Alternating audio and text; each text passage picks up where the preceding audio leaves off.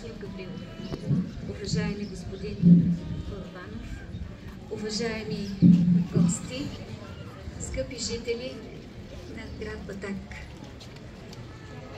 Днешният ден е наистина ден на духовна радост, защото откриваме паметник на Апостола на свободата в знаковото за нас населено място, град Батак. Дълбоко символен е този факт, че точно тук, в Батак, откриваме паметник на Апостола на свободата. Тук, където историята се среща във всяко едно кътче на Батак.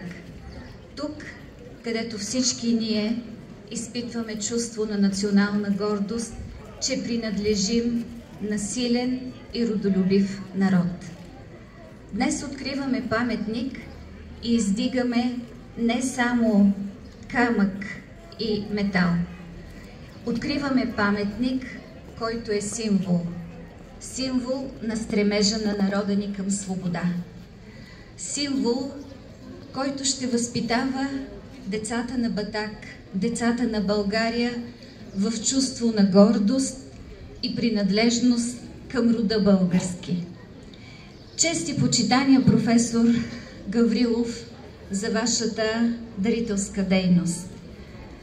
Ние знаем, че богат е не онзи, който има много, а онзи, който дава много. В този смисъл аз ви определям като богат човек. Ние сме горди и щастливи, че вие сте с нас в този момент.